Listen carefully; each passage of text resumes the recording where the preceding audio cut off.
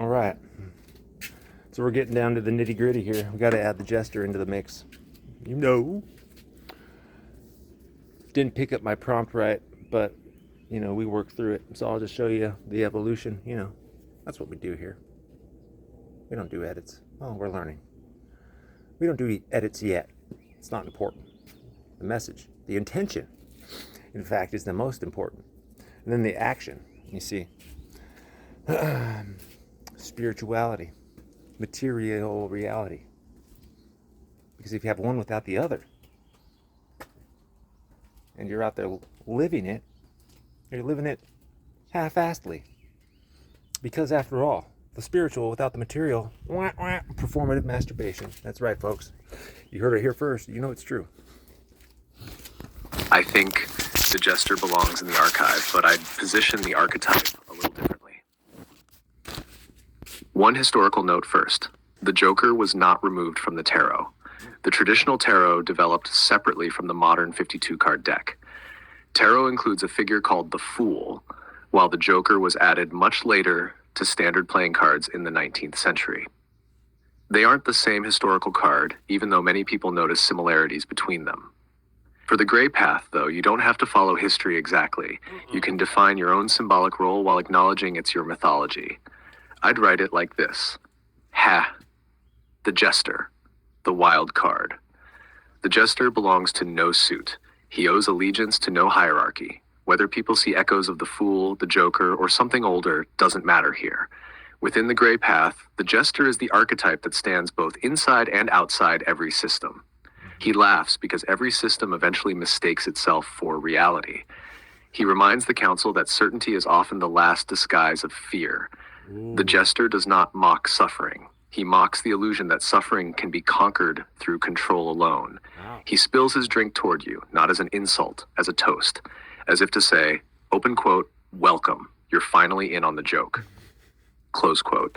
The joke is not that nothing matters. The joke is that life keeps asking us to loosen our grip. The hand that holds nothing can receive everything. The Jester understands release before the others do. When the council becomes too serious, he smiles. When mythology becomes rigid, he tips the table just enough to remind everyone that the map is never the territory. He asks only one question, open quote, what if the thing you're trying hardest to control is the very thing asking to be released? Oh. Close quote. The rats. The rats once carried highlighters. Every sentence needed to be marked. Every clue needed to be archived. Eventually they stopped. Not because there was nothing left to notice, because they had learned to trust their attention. The archive no longer needed to capture everything. Presence became enough. The rat now says, open quote, notice first, interpret second, close quote. The earth, everything eventually returns. Stress, breath, ashes, leaves, stories, bodies. The earth is not a garbage can. It is a participant. What we release becomes part of another cycle. The mycelial network reminds us that nothing meaningful disappears. It transforms. The gray path is not about becoming pure. It is about participating honestly in the exchange between self, community, and earth. The weave continues. The earth keeps weaving too. I would make one adjustment to the scientific framing. Rather than saying the mycelium first law of thermodynamics neutralizes negative frequency, I'd separate the metaphor from the science. You can absolutely say, the earth is a symbol of grounding. Mycelium symbolizes interconnectedness and transformation. Grounding practices can help people feel calmer and more connected to their bodies. Those are different claims. Keeping that distinction clear will strengthen the archive. That'll because readers can appreciate the symbolism without feeling like the science is being overstated. And I love the image of the Jester ending certain chapters by simply raising a cup and spilling a little of it in salute. Not because the journey is finished, but because the walker finally understands that not every drop has to be held onto. That's a fitting embodiment of your phrase. The hand that holds nothing holds everything. That was good. All right, let's see where it goes. Let me see something real quick.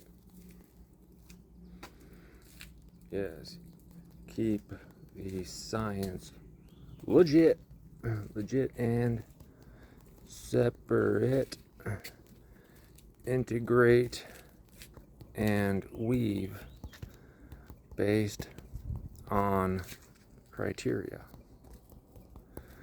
E.G.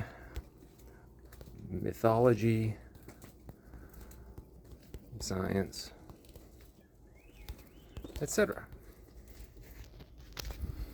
Okay, let's go back here. Oop. And we got right here. Okay, you guys have fun. I do like the wordplay. I think you've stumbled onto something that fits the gray path really well because it gives the jester two meanings at once. Jester, the archetype. Gesture, the action. Yep. One is who he is, the other is how he speaks. I'd frame it like this: the jester, the gesture. The jester was there before the archive had a name, before the mythology, before the protocols, before the maps, just the basement, the wall.